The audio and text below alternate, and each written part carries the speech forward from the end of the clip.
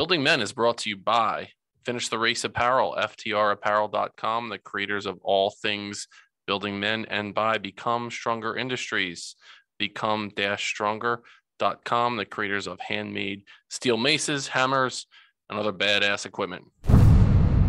I would tell the younger version of me that you are going to be great. You are going to change the world, and that all of the things that you're going through right now are happening for you, not to you.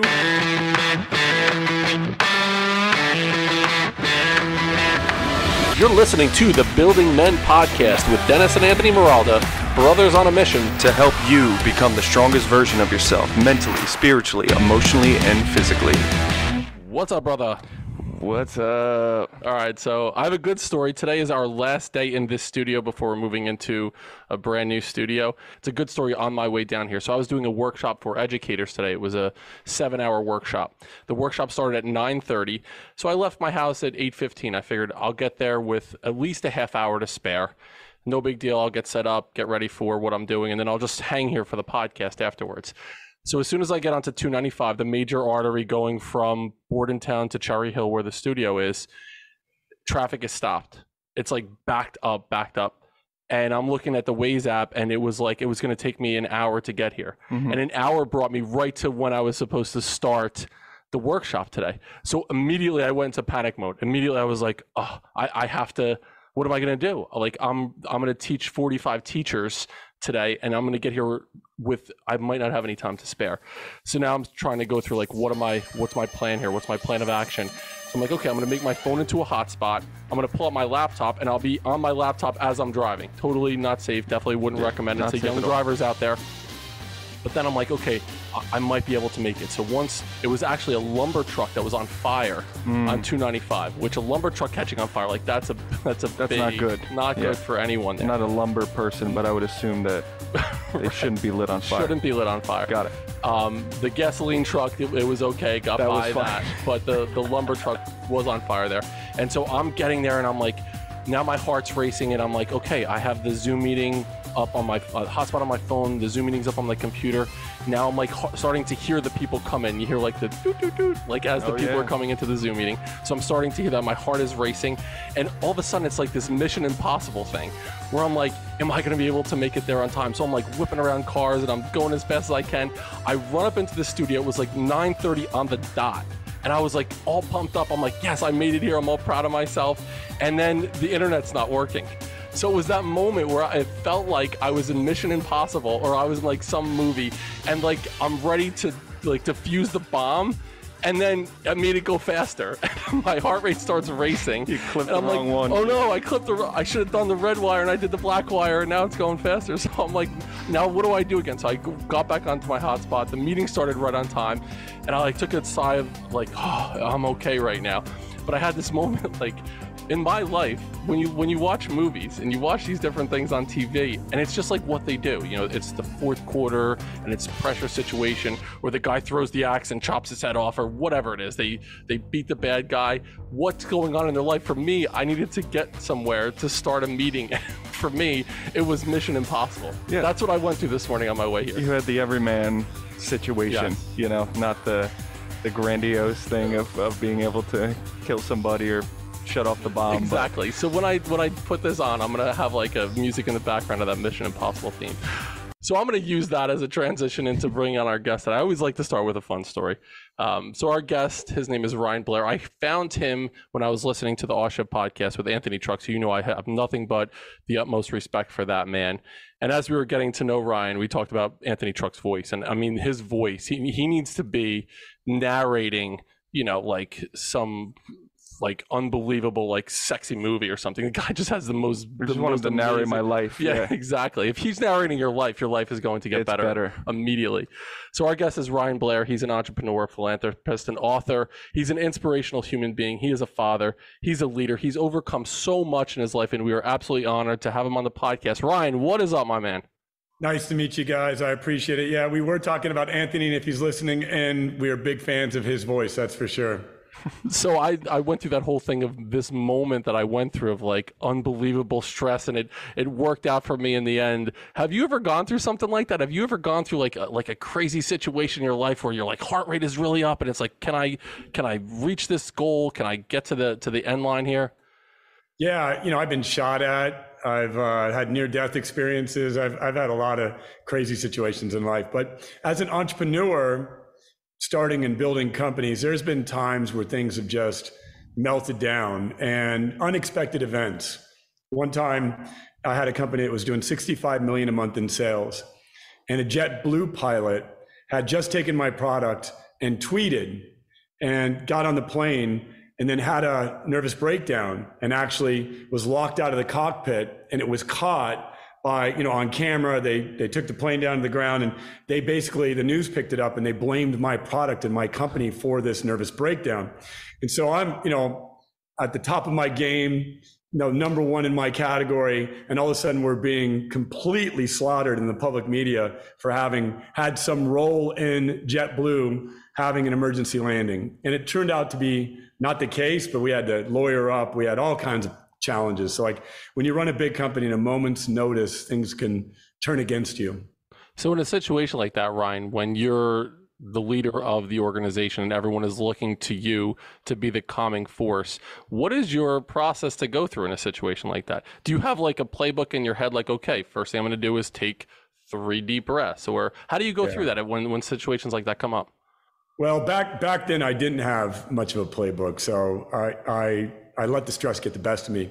The tools and technology that I've developed since then, though, have been to alleviate that stress, because, my intention in scaling a business is to do so without stress, meaning the bigger the business gets, the more fun it should be, not the harder it gets. And so I drop out, I meditate. I'll take 10, 15 minutes to meditate. I do some breath work. If it's real anxiety, if something really hits me that I wasn't prepared for.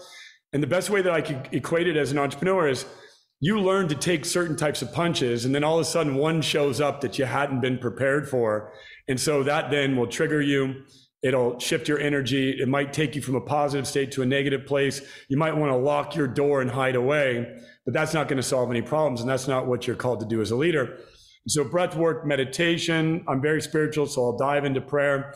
The most important thing that I do is I change my perception on it. And I ask myself, how can this challenge be greeted as a friend? And how can I get through this challenge with enthusiasm, knowing that at the other end of the challenge, I'm going to be a better, stronger person with greater character, greater integrity, and some greater skills. And so each challenge that comes my way as an entrepreneur is an opportunity for me to actually level up. And so when they come, and they come often, as an entrepreneur, you are a problem solver. That is all you're doing, is constantly solving problems. Every problem that comes your way is an opportunity for growth. And if you greet it as such, you'll grow quite quickly. So I can't miss the opportunity. You didn't mention being shot at, so I want to give the audience an opportunity to hear about that story. Like, I listened to your audiobook, and one, I give you credit for narrating your own book. It takes a lot of balls, in my opinion, to put yourself out there in that way. I mean, you could hire James Earl Jones or like an Anthony Trucks to like come in and this is Audible, that guy to do it. But no, you're like, you know what? I'm going to narrate my own book. So one, I wanted to give you credit for that right off the bat. But take us back into, tell us a little bit about, the gunshot thing. I'd love to hear about that. There was a few times, and it was when I was in a gang. I used to be in a gang in the Los Angeles area. For those who don't know my story, I was a product of a broken home, lost my father at an early age. My mother was heavily into alcoholism, my dad into drugs and violence. And as a result of that, I went from a middle-class family into poverty. And I was a 13-year-old child seeking to belong. I had to live in a lice-infected, rat-infected, like tool shed for a year. And, in that environment, I had to steal and got caught up with the wrong crowd and do anything that I could to survive. And so at 13 years old, I was on my own, basically, in a very bad neighborhood at a very bad time in humanity. This was when gangs were glorified, when gang violence was at an all-time high in Los Angeles, and it was spreading everywhere, and I got caught up in the wave. That said, as a result of the people that I hung around with, I found myself in some very precarious situations. But the time in case that I'm referring to was, there was a person that was a rival gang member, and we were chasing the person, and they were in a car. And first we saw him at a dry cleaner a fight broke out. They ran to their car. We got in our cars to chase them. We're chasing down the highway, and all of a sudden I see what looks like fireworks. And I'm like, are they lighting off fireworks and throwing them out the window? And then I hear the bullets breezing past me through the car. And I could hear the zing of the bullet, because you don't hear the bullet until it gets behind you. And so as a result of that, it was a near-death experience, and I stopped and I told the driver, slam on the brakes now. And we slammed on the brakes, and the car was filled with bullets, and they went right past me by the grace of God. So I get the chills just telling you this. There's a bunch of those stories that I've had where it was close to death. And I'm very spiritual. I do believe I've had a guardian angel prevent those types of things from occurring. It's crazy. And I think like we're the same age, right? We're both 45 years old. So it's in that like late 80s, early 90s time frame that we're talking about, when Boys in the Hood was on, like those, like, and it did glorify that in some capacity, like even the music that was on. And like I remember hearing about the Bloods, the Crips, and the Latin Kings were the three gangs that I remember hearing that were in the California area, and they made their way out to the Trenton area as well. Like we're just south of Trenton, New Jersey, and we did have, like, as an assistant principal in Bordentown City, I had kids that were in the Bloods. That was part of my life, even in the early 2000s. So it definitely resonates with me. So what we heard about it, what I remember hearing about the gangs, what was it like being a part of it? Was it just, this was your way to be a part of a community? Like you had this longing to feel accepted and to feel a part of a group? Well, no. The neighborhood that I lived in, my mother was subject to violence. My house was robbed the moment I walked in. If I walked outside the street, gang members would immediately approach me, rob me, try to intimidate me. Rival gang members would come and ask me if I was from the gang in my neighborhood, and literally physically assault you. And you'd have no choice. I'm not from the gang. I'm not from the gang. And so you're being beaten down by both directions until you choose a side, basically. And you have no choice but to choose one. Secondly, the older gentlemen they call them OGs, they're constantly trying to recruit young men to do the dirty work that they can no longer do because they're facing adult sentences. And in some cases, because of their prior criminal record, it could be lifelong sentences if they do any of the things that they're going to instruct young men like I was to do. There is a sense and desire to be protected. It's also belonging, I would say, is a part of it. But my primary driver was I needed protection. I needed to be protected from my mother, or I needed my mother to be protected, rather. I needed to be protected physically, and I needed, protection. And so and I didn't volunteer to join the gang. I was jumped, and basically they gave me a choice. You can either be jumped in or you can be jumped out. And if you're jumped out, it's going to be 10,000 times worse on you. We know where you live. We know what time your mother gets home. You're going to be constantly, subjected to massive violence at all times. The gang that I was forced into was involved in murders, and it wasn't, just petty crime. There was murders, there was drive-bys. A dear friend of mine was murdered that was very close to me. She was my first kiss. So I knew this gang was capable of severe violence, and I knew that myself and my mother would be subject to it if I didn't accept the membership after I was, forced into it, basically. And at that time in our lives, young men in particular, from my experience, there are 5 basic needs that young men have. It's the need for autonomy, to have your voice a part of the space, the need for competence, to feel like you're good at things, the need for fun, the need for relationship, and the need for safety. So it could be that being a part of that might have met all of those 5 needs for you in some capacity, especially just losing your father and having really difficult times at home. So now you're a part of this gang, Ryan. And what was your school life like? Like, were you still attending classes? Like, what did that look like at that time for you? I was kicked out of school, of a traditional high school, when about 6 months into my freshman year, which means, you have to be really messing up if they're basically getting you out, a few months into freshman year. And I went to what's called a continuation high school, where it's really great. In Los Angeles, we have a brilliant system. Whoever thought of this is just genius. Let's take all the bad kids from all the schools and let's put them together so that they can learn to be really bad together. right? So that was the system.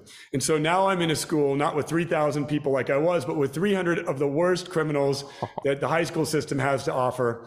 We get together and I get to learn all kinds of interesting things by being a part of that school environment.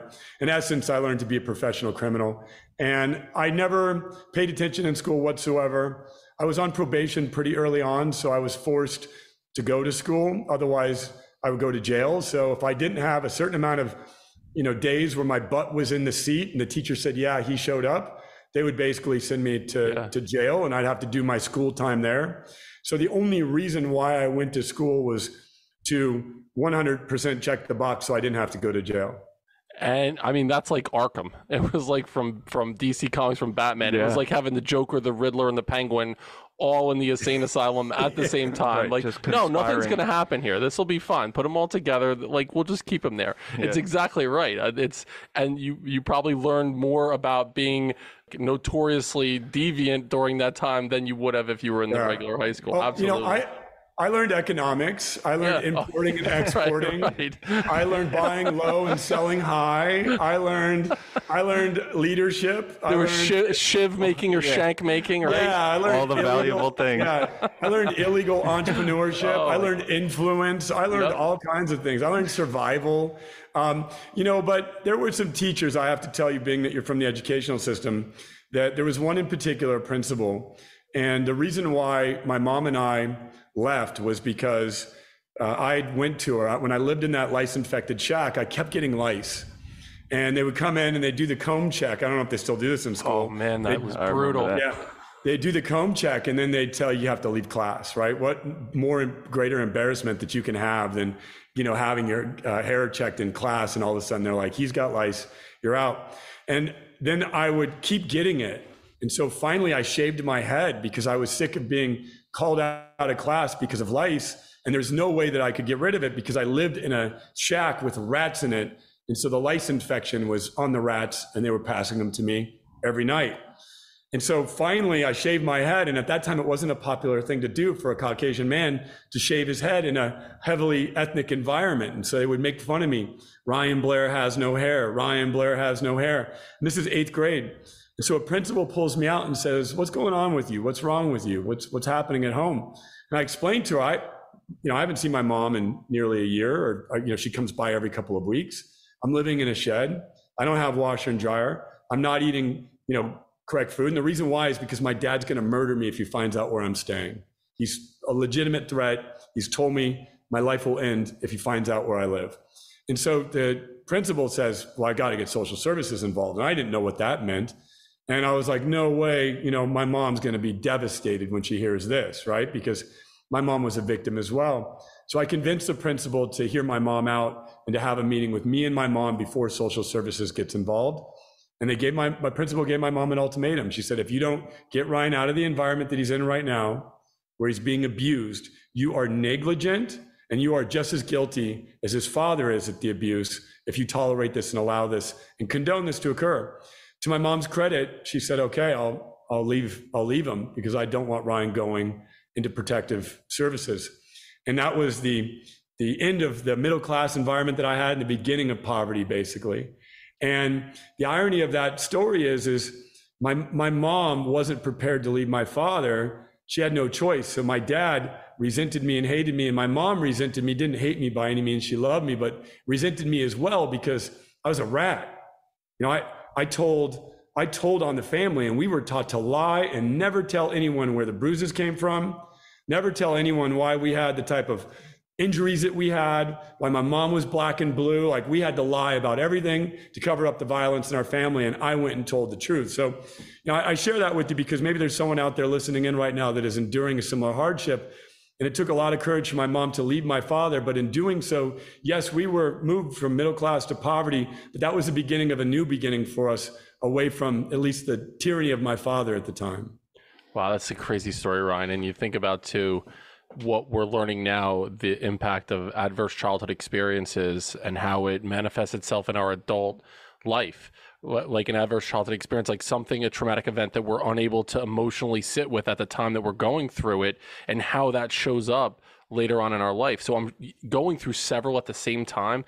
The research that I've done around this, it's like tenfold. The difficulties that you would experience in your life, it magnifies with each additional adverse childhood experience that you're going through. So to have like 15 that you went through in a short period of time. So how did those things, I mean, I'm sure this could go down a million different rabbit holes, but from your experience, was there a way that manifested itself in how you showed up as an adult based on one or two of those experiences?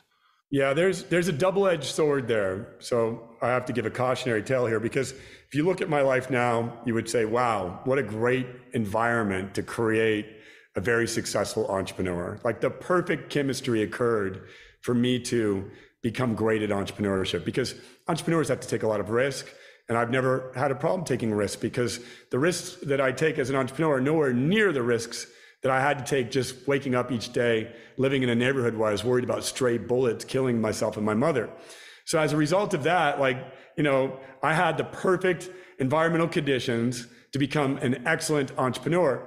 And this is what I share with young people. It's like, you don't understand this. The adversity that you have makes you street smart. It'll make you better at life. If you greet it as such and you learn from it, you're going to be far superior at dealing with the challenges life throws at you than some person that had it perfect, went to Harvard, and never had to deal with survival related skills. So when we face a recession, when we face inflation, when we face political unrest as we are right now, the person who's gone through adversity, I'd rather have them on my team than the one that never has.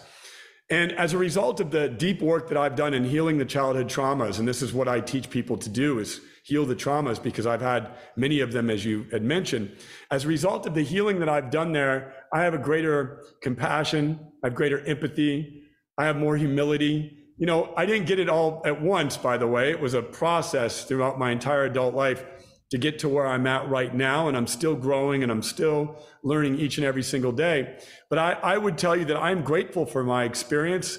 And what I've shared with you is just the surface of the type of trauma and pain that I endured, and that my brothers and sisters did as well, and my poor mother as well. But I'll tell you that I'm actually grateful. Both my mom and dad have transitioned, and I have such a deep love for them, for the experience that they gave me, because I would not be the man I am today and the father that I am if it were not for them. So I teach people my mindset on this subject, because it's so easy to get caught up into the victim mindset, and to see that each of these things in life has set you back, and it has made it harder for you to be successful, as opposed to made it easier for you to be successful. And my belief is that these things happen for me, not to me. And so all of this stuff that I went through, a lot of it was self-imposed. I made a lot of these decisions myself, and I'm not proud of those decisions that I made, but the decisions that I made and the things that I was subjected to have all led me to the character that I have today. And I'm proud of the man that I am today, and certainly proud of the father that I am today. The one thing that I notice is life doesn't get easier, we just get stronger, right? So all these things that come up, it's literally, and it's not necessarily our fault, but it is our responsibility in how we handle the things that come up for us. Just to rewind a little bit, did you have a mentor that came up in your life that allowed you to kind of get out of this situation that you were in, or made you realize hey, I'm not going down the right path, I got to get out of here, or someone that you latched onto rather than outside of the gang that you were in? Yeah, the story is pretty simple. I was in juvenile hall. I was facing 4 years in prison. Many of the other gang members that I was affiliated with were doing life sentences. So I knew a little bit about how prison worked. And I knew that if I went to prison at that young age, I was about 16 at the time. So if I got 4 years, I'd be transferred from juvenile detention to, adult prison. And I knew that when that happened, I would be required to kill or to do things that would keep me in prison for the rest of my life based on being an enforcer in a gang. So I knew that life was over if I got the 4 years. It's done. Because I'm going to show up there, and the first day they're going to put a knife in my hand. They're going to say, go kill this person. That would be what I would have to do. So I knew that this was the worst possible scenario for me, and that I'd be spending perhaps the rest of my life in prison. So I was in solitary confinement because I was constantly fighting. I was a total fighter. And the only book they would give me in there was a Bible. And I wasn't extremely spiritual, but I had nothing else to read but the Bible. And there, it was a concrete cell and it was closed off. And so I'd read this Bible out loud and a little voice spoke to me and said, write the judge a letter. And so I asked the guards if I can get some paper and a pencil. I couldn't spell, I couldn't write, but I wrote it about over 20 days. I kept writing a letter begging the judge for leniency. And I'd show it to the guard and I'd ask him to spell check it for me. We didn't have computers and spell check. And he'd come back and, give me some changes. And then finally I kept writing it in my perfect cursive. I have stacks of these because when I got out, they let me take it home. Wow. I have stacks of the draft letters that I wrote over that 20 days. I presented it to the judge. The district or the public defender told me, don't bother. He's not going to read it. He gets 1,000 of these things. And I said, no, will you please hand it to him? I didn't know that I was being divinely guided at the time. But when I handed it to him, the judge was mean. Right before my case, he had just sent people away for 5 years, for 10 years, max sentences. And he'd give you like a minute each time. Like no one had a chance to plead their case. I handed him the letter and the judge reads it. Begrudgingly, I'll never forget. And as he reads it, his demeanor changes and he says, son, you should be writing in college, not in prison. And he then commended my writing and he said, this is the best letter I've ever read in my life and I'm going to hold you accountable. I could get tears just telling you it. He said, I'm going to hold you accountable to the things that you put in this letter. And if I ever see you again in this courtroom, you're going to prison for a long time. And in that moment, an authoritative figure, a judge, had saw me as a writer that could go to college. No man had ever seen that in me. And the only thing I'd ever written prior to that was love letters, but I wrote a lot of those. So, I had some romance in me and I poured my heart out to this judge and he let me off the hook. And then by the grace of God, a mentor showed up in my life right after I got out. I made a commitment I was going to leave the gang. I had to do so in a very stealth, very strategic way, one that wasn't going to offend my ex-homies and, draw a bunch of attention to me. So I got a job and I started getting away from the neighborhood by going to work all the time. Like it was 18 hours a day of work that I had to do to pay off the restitution. And I made that my number one excuse to get out of the environment that I was in. It was like, I was just going to work my way out of this environment. And, my homies in the gang couldn't give me a hard time if I was at work. But they could if I was at home or if they saw me walking around. But if I was at work, they'd be like, yeah, he's got to work to pay off that restitution. Otherwise, he goes to jail. They got it. That was my way out. And then shortly after, I took the actions based on the commitment I made. Because after the judge granted me leniency, I could have jumped so high to touch the ceiling with my head in that cell, right? I was like, I'm getting out. I can't believe I'm getting out. The power in the written word was clear to me. And I made a decision that I was going to leave the gang and maybe go to college. And that's exactly what happened. You would have been like Woody Harrelson in White Men Can't Jump in the last scene when he dunks. Yeah. It would have been like that moment where the white guy comes down and he throws it down with two hands. That is an unbelievable story. And it speaks to the power of the mentor role and the that you mentioned it. There's an authority figure in your life that could have, if he spilled coffee on his crotch on the way in that morning, maybe your life is totally different and the lives of the millions of people that you're impacting may have been totally different. So if you're in a role where you're listening to this and you have the ability to impact another human being, especially a young man who's going through something challenging, and the key piece there, Ryan, just making sure that the audience is listening to, he wasn't like, this is a kid who wrote a letter that was impactful. You are a writer. That whole thing is shifting your idea to, I am a writer. This is who I am now. I'm a writer. I'm a leader. I'm a entrepreneur, not someone who does something. I'm not a gang member. I'm not all these other identities and these hats that you were wearing prior to this. Yeah. Now you're a writer. Now it gives you this opportunity and this light at the end of the tunnel. And I could go to college. Yeah. No one had seeded that idea in me ever. No career counselor going to continuation and having no credits. And I had only freshman credits and I could never pass any of the standardized tests. It was like out of body experience, full sweats when they would sit me down to do the 9th grade standardized test. I could not get through it because of the survival, because of hunger pains, because of what was going on in my life. The last thing you could teach me is algebra. Now, once the mentor entered my life after that situation, it was like I was a starving child. And then I started eating, and I started eating more and eating more and eating more and eating more. And next thing you know, I'm on the dean's list in college, going to a prestigious 4-year, working in computer sciences. And it turns out I have a genius in certain areas that was never identified by the school system. And genius in computer science is a genius in marketing and other things that I've developed that the school system just wasn't equipped to identify. I wasn't great at math and I wasn't great at English, but I was great at computer sciences and marketing and sales and some of the other things that are highly rewarded in our society. So you dodge the literal and figurative bullets in your life in several different capacities.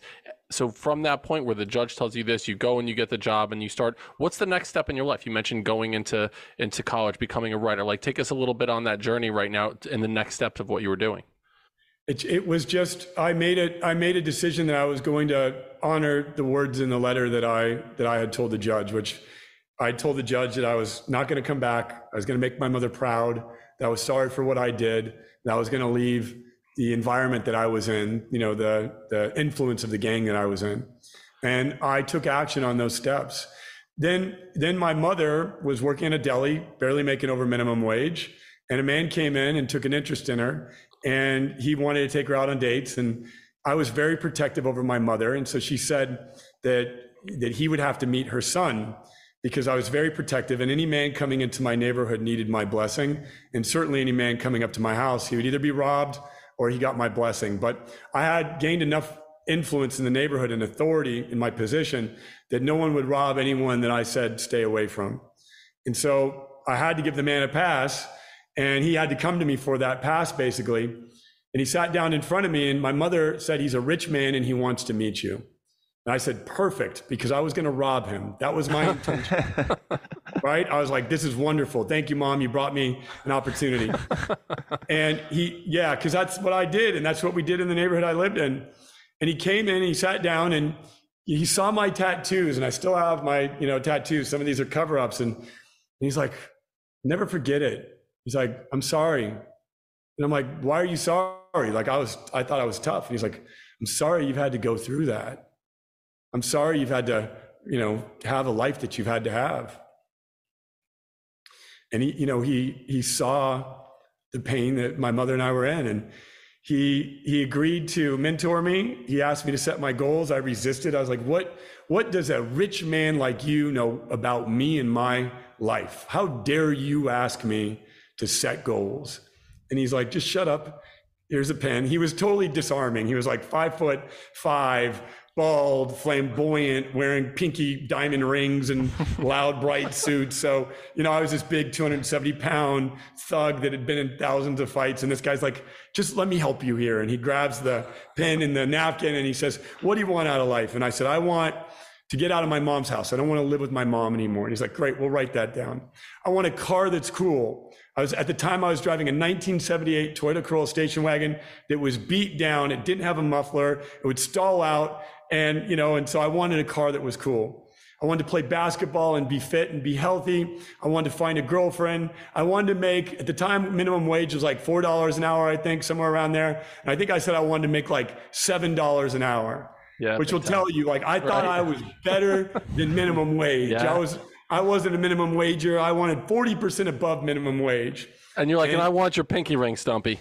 Take it off. Yeah. I had that. And then, he's like, okay, let's talk about what's stopping you. And I said, I need clothes because I wore Dickies and white t-shirts, the uniform of my gang. And no one's going to give me a job 40% above minimum wage if I show up wearing Dickies and white t-shirts. And he goes, well, what do you need for that? And I said, I need $300. But the truth is I wanted him to give me $300 for weed.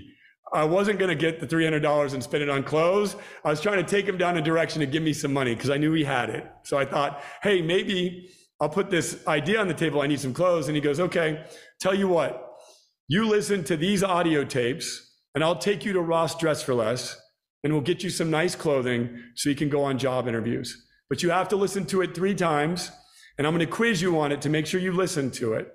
And he handed me a series of audio tapes called Lead the Field by Earl Nightingale. I was listening to rap music like you talked about, Boys in the Hood, NWA. I was not listening to some Caucasian guy from 1950s radio show talking about how you can do it too and the secrets of success. I had never heard such language or ideas in my life. And so I'm on the basketball court. I'm playing the cassette tapes. I take my gangster rap out of the Walkman and I put these cassette tapes in, and I'm playing basketball, and I'll never forget it. There's a story in Lead the Field about a vagrant that went from living on a park bench to becoming a multimillionaire. And at the time, I'm dribbling the ball, listening to this stuff so I can pass the test, so I can get some money from this rich man to get some clothes, so I can get a job to get out of my mom's house, dribbling the ball, and I see a vagrant walking right past me. And I'm like, that guy could be a millionaire. And I could be a millionaire too. And that sparked an interest in learning a different type of education, personal growth education, education about mindset, education about beliefs, the education they don't teach you in school. I listened to that tape series maybe 30 times. I would go to sleep with it, and I would wake up every time the tape popped, basically, and I'd flip it back over and play it again. And then it would pop. And I listened to it for at least a week straight, as many times as I could. And I showed up nervously to have, to take the test from him. And he starts quizzing me, and I could answer verbatim, word for word, everything inside the tapes. And he says to me, "You're a genius. I've listened to this my whole life." He said this was the most impactful tape series that impacted him to be a millionaire. And he says, "I can't recite this, word for word as you can." And what I realized is that I had an audio processing capacity. If I heard it, because I had to tune my ears into violence and into survival, if I heard it and it meant something to me, I could remember it. And so then I started just being a sponge. I went to the audiobook store with him. I bought books on vocabulary, business vocabulary. I reprogrammed my language from a street language to, the language of entrepreneurship, basically. And I set my sights on absorbing all of the content that I could, following the same pattern that I did, listening to it, playing the tape over and over. I was on the basketball court in a bad neighborhood, not listening to gangster rap, but listening to Tony Robbins and Earl Nightingale and Dale Carnegie and all of the great masters, Think and Grow Rich, all of these books. I just absorbed it all. And that became the foundation for me to then go learn in college. I showed up to a community college without a high school diploma. I ended up going to adult high school and getting my diploma there while I was in community college. I accelerated, went from having no idea where I was because I never paid attention to a single high school course, not English or math, so everything was over my head. But I would listen to audiobooks, I would take in the information, and I would record each of the professors' series or lectures, and I'd go back and listen to it while I slept, and I would ace every test. And next thing you know, I'm on the dean's list, and I'm being accelerated in school, and I thought if I could do that, I could do anything. So I started a business in college and became an entrepreneur while I was in a 4-year university and had a multi-million-dollar company my senior year. Building men of character, integrity, strength, compassion, and empathy through transformational mentoring, coaching, and motivational speaking is our mission here at Building Men. To work with me as a one-on-one life coach, you can find information in the show notes, or you can visit our website at buildingmen.io, where you can book a free 30-minute discovery call to help you become the strongest version of yourself mentally, spiritually, emotionally, and physically. Now, back to the show.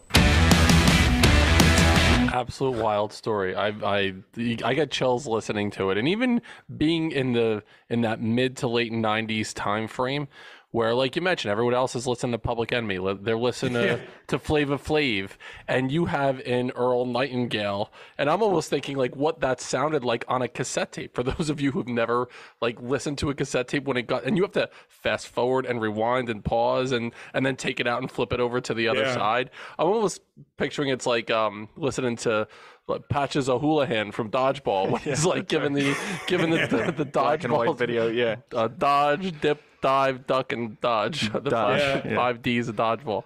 One, thank you for bringing us on that journey, and to anyone who's listening, who's going through that challenging time, that difficult time in your life right now, where you're thinking, I don't know what's coming next, or what was me, or that victim mentality that you mentioned, Ryan. There's absolute proof. You talked about there was a vagabond who made it from there to being a millionaire. You went from a gang member who could have been sentenced to pretty much a life sentence or a death sentence to now what you're doing. And now you're helping so many people with your message. So I'd love to hear about currently where you sit, what you're doing right now that's helping people, because that's pretty much your mission right now. Yeah, as I've as I've become successful and I've gotten a little bit older, I've looked and evaluated at my life, and I've seen a pattern. And the pattern is I've learned how to overcome these adversities so that I could help others do the same. And there's many adversities that I hadn't mentioned. Those were just the childhood ones. I had adversities as an entrepreneur. I had insecurities, ego challenges, substance abuse challenges. I had a lot of adversities because I never healed the trauma as a child. But when I got to 40 years old, I made a decision, to be the best father that I possibly could be to my son, and that I would go back and do the healing that I'd never done. And in the process, I developed some systems, some principles, and some practices that help people heal the trauma that they're enduring and help people overcome the adversities and turn them into their authority. And I help people tell a whole new story in their life as I have. And I've written a couple of books about it, and there's been movies made and things like that. And so I help people go on their own heroic journey and overcome their adversity and turn it into their authority. And the movement that I've started to do so is called AlterCall. We help people alter their lives to answer their calling. We primarily work with entrepreneurs, but I also support foster children. I support a number of children's organizations. And, I'm always looking to mentor people. Right now, we have 30 people that are on the team. We have a number of coaches that are helping mentor. And it's a 3-year-old movement. It's going on 3 years old. We've already made an impact in 70,000 people's lives. And, our plan, God willing, is to make an impact in millions more. In the course of listening to your material in your book as well, there's a couple things that you talk about. There are these 5 ideas that I'm gonna read out right now the audience has an opportunity to hear some of these things as well. And if you want to pick one out and just give us a little bit about what that really means to you, it's don't listen to the noise, don't believe your own hype, practice, surround yourself with musicians, and always remember where you came from. So those are a couple things that I heard listening to you that stuck with me. The musicians one was really, really interesting. I'm wondering if you could talk to us a little bit about that. Yeah, I love musicians. I practice singing and learning to sing, and it's my pursuit. And when I wrote Rock Bottom to Rockstar, I had yet to engage in that. So as you mentioned that, I'm kind of smiling because I manifested that. But I want to surround myself with people that are creative, that are artists, that are bringing their passions to the world. And there's no better place to find that than in the creative arts. So that's part of the reason why I say surround yourself with musicians. But I mean that in broad terms, like, in the context of the book Rock Bottom to Rockstar, which is what you're citing, we're talking about being a rock star. So find musicians. Teachers are musicians. They're the ones that actually care about the art of teaching. Not the ones that are just doing it for 10 years and showing up and being high-paid babysitters, but the ones that actually care about the artistry of teaching, the impact that they're able to make. Surround yourself with those artists. That's the key intention with that principle. But the other aspect of another principle just highlights, don't believe the noise. On your journey of being successful, there's going to be a long line of people that are going to try to pull you down to their level. And if you believe in their noise, they're going to pull you down. And people do this to me every single day. I get nasty letters written to me. I get nasty comments on social media, and I laugh at it because each and every single one of them doesn't know what they're doing. They're actually giving me the negative fuel that I need to turn positive. And not because I'm combative with them and I'm going to argue with them, but rather because I'm going to pray for them. I'm going to send them a prayer. I'm going to smile, and that I've had the privilege to be able to elevate beyond those levels. And I have the privilege to be of a mindset and a disposition that doesn't have to hate on people and try to tear other people down. But the reason why I'm at where I'm at is because I've surrounded myself with those musicians that raised me up, that have poured into me, and that have provided an environment filled with light that I get to tap into each and every single day. And the moral of my story is change your environment and you change your life. So whether you're an adult, you're a kid, whoever you are, pick new friends if you want to change your life. It's poetry right there. Seriously. And it's living out of, rather than a life of scarcity, living out of a life of abundance, right? Just what you just said right there. And now you're accepting going throughout life with love and compassion, and it completely paves the way for everything else that comes into your life from there. It's amazing. So I'll ask my final question, then turn it over to Anthony for his final question. So my final question is, your life at 13 years old, like going back, I've had experience as a principle with many kids that were going through a lot of challenges, a lot of adversity. And you mentioned the adversity to authority. Like how do you take that pain and make it into your purpose? So going back to that, to your 13-year-old self, what's something that you needed to hear at that time in your life that eventually you learned or you heard or a mentor told you? But if you can go back and talk to 13-year-old Ryan as he was, really scared and living on the floor and the lice and the rats and the gang, what's something that you needed to hear at 13 years old? I wish someone would have saw that I was a genius. I think that there are so many geniuses out there that we miss in the system. And when I see a lot of dark around a person, I know there's genius in there, because the dark would not be attracted to that person if it were not divinely intended to hold them down, right? Like the dark is trying to hold them down. And so when I see the dark surrounding them, I say there's genius in there. And my job is to try to strip away those dark layers and help their light shine. And when you do that, you transmute dark into light. So I wish someone would have saw the dark environment that I was in, the dark behaviors that I was exhibiting, and said, there's a genius in there. Because there's no way the dark would have been attached to him so tightly if there wasn't a lot of light inside there that could shine if we just help get some of that dark off. And the most important thing that we can do, especially to a young man, to help shed some of that dark off, is believe in them and make them feel like they belong. If they're believed in by another man, all you need to do is believe in a person. Every day I look for an opportunity to do good deeds, and people reach out all the time, and I just say, I love you. I believe in you. If you're going through hell, if you're going through a crisis, and even if you're an adult, it's like, ooh, I'd rather work with that person and help them transmute that negativity into light than work with a person that's got it all figured out. And I'm just, helping them dial in small percentile improvements, right? I want to work with people that need to go through a transformation and an awakening. And so I would tell the younger version of me that you are going to be great. You are going to change the world, and that all of the things that you're going through right now are happening for you, not to you, and to not take a victim mentality, and to see this as an opportunity to convert your adversity into your authority. I would tell the younger version of me that, you are going to be somebody so special by what you've gone through. And I would help craft a new story, a new narrative for them, and not allow society to label them, their parents to label them, the foster care system to label them, and the world to label them in such a way that they're going to tell a story that says, I got it bad and I'll never be successful. And by success, I don't mean just monetarily. I mean success out of life, meaning creating a life in such a way where you embody the fruits of the Spirit. You're filled with joy, faithfulness, happiness, self-control, patience, kindness, gentleness, the fruits of the Spirit. And so I would take the younger version of me and say, ooh, this is going to be a great story. Let's start writing that new story right now. I love that so much. And that's like, we live in a society right now where we want all of these things, and we go after those things to hopefully become this person that we want to become, versus what you did is you had the belief first, and then you were the person that got to have all the things that you wanted. So flipping that on its head, believing first, and then getting to have in abundance everything that you get to have right now. So my last question would be to the audience listening right now, what's one thing you can tell them to do once they shut this podcast off to kind of kickstart their life to get going in the right direction? The most important thing that we can have to be successful in any endeavor is willpower. And you can build willpower. And the way you build willpower is by saying no to small pleasures so you can say yes to bigger ones. Basically saying no to small light so you can say yes to bigger light. So say no to eating that bowl of ice cream so you could say yes to greater health.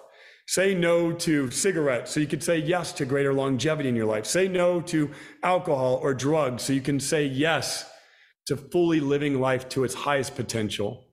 See, life is not about saying yes. We are wired to be addicts. Society is trying to pitch you alcohol, drugs, pornography. Instagram's trying to steal your attention so that they can monetize it. The whole world is against you, so that way you don't fulfill your life's purpose. And the only way that you're going to fulfill your life's purpose is if you build self-control, which will later result in discipline. But discipline is impossible without self-control. So pick a list of small things, small wins, small challenges, And say no to the things that are going to give you small light so you can say yes to the bigger light. Say no to staying up to 3 a.m. so you can get up at 5 a.m. and get that workout in and head off to the office fully energized, knowing that you've taken good care of your health and knowing that you've embodied self-love in that day before you head into the office. So say no to the things that are going to bring toxicity into your life. Say no to the things that are, going to be distractions. Say no to the things that are going to stop you from fulfilling what you're called to do, so that you could say yes to the initiatives, the projects, the creativity, the ideas, the inspirational events that will fulfill you and propel you to fulfilling your purpose. That is brilliant. Every young man listening hopefully wrote that down. If not, go back and listen to it again, because that is some unbelievably sage advice. Ryan Blair, where can the Building Men audience find you? How do we get in touch with you? You can connect with me on Instagram. I'm at Real Ryan Blair on Instagram. If you DM me, we'll have a conversation. And the thing that I love about that, I was telling Anthony before we started, like you follow some of the things on Instagram and you're like, wait, what are they talking about? What you do is you ask the question again and then you answer the question. What's one thing that someone could do to change your life? Here's what's that one thing. So if you're listening to this, definitely follow along with Ryan on Instagram. Helping with the attention span of most people on social media. It's like, here's what it is. Problem, solution, but it's right there for you. So it's great. Thank you. I appreciate that. I'll let my team know that those questions are well received. Thank you for that. Absolutely. So for the Building Men audience, you can find us on Instagram, building.men. Our website is buildingmen.io. Thank you to our sponsors, FTR Apparel, Finish the Race Apparel, the makers of all things Building Men, and Become Stronger Industries, the makers of handmade hammers, steel maces, and other badass equipment. Ryan Blair, this was an absolute pleasure, dude. With all plutonic love in your direction, man. This has really been an impactful hour for me. I really appreciate it. Building Men audience, go one step further than you thought you could go. We'll see you next time on Building Men.